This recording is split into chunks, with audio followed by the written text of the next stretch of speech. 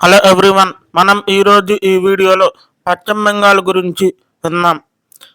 పశ్చిమ బెంగాల్లో ఇటీవల ఎన్నికలు జరిగాయి. అక్కడ బీజేపీ 206 సీట్లను అధికారం చేపట్టబోతున్నది. పశ్చిమ బెంగాల్ రాజకీయాలలో భారీ మార్పు జరిగింది. ఎప్పుడో మమతా బెనర్జీ గారికి అత్యంత నమ్మిన వ్యక్తి ఇప్పుడు ఆమెకే పెద్ద ప్రత్యర్థిగా మారారు. ఇప్పుడైతే పశ్చిమ బెంగాల్ సీఎం అయ్యే స్థాయికి ఎదిగిన నాయకుడు. అతని పేరు శివేందు అధికారి. అతని రాజకీయ చరిత్ర గురించి విందాం. మరిన్ని వీడియోల కోసం మా ఛానల్ను సబ్స్క్రైబ్ చేసి బెల్ ఐకాన్ను క్లిక్ చేయండి. శివేందు అధికారి గారు డిసెంబర్ 15న 1970లో పశ్చిమ బెంగాల్లో జన్మించారు. తన కుటుంబం తండ్రి శిశిర్ అధికారి మాజీ కేంద్ర మంత్రిగా సేవలను అందించారు. ఆయన రాజకీయ ప్రయాణం.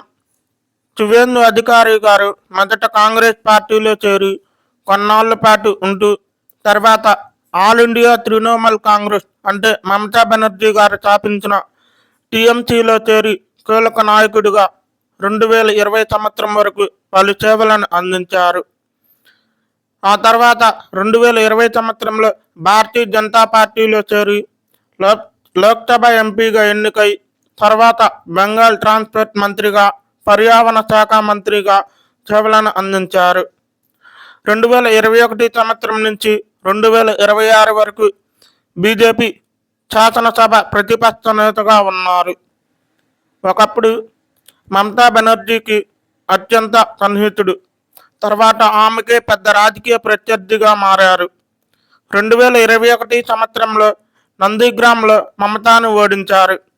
2026 సంవత్సరం అంటే ఇటీవల ఎన్నికలలో మరోసారి భారీ రాజకీయ పోరాటం చేశారు. భవానీపూర్లో కూడా మమతా బెనర్జీ గారిని ఓడించారు. అంటే మమతా బెనర్జీ గారు ఈసారి ఎన్నికల్లో భవానీపూర్ నుంచి ఎమ్మెల్యేగా పోటీ చేశారు.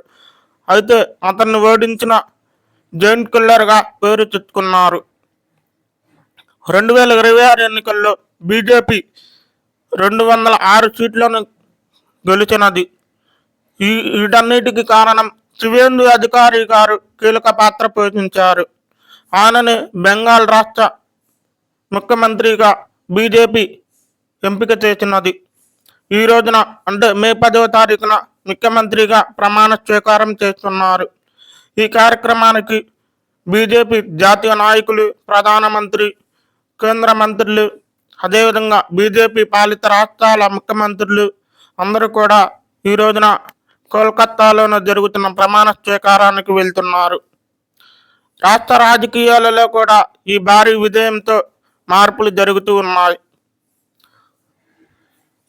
ఈ విధంగా శివేందు అధికారి గారు మొన్న ఎన్నికల్లో అతని దగ్గర సహాయకుడిగా పనిచేసిన వ్యక్తి తృణమూల్ కాంగ్రెస్ కార్యకర్తలు అతని హత్యకు గురి చేశారు.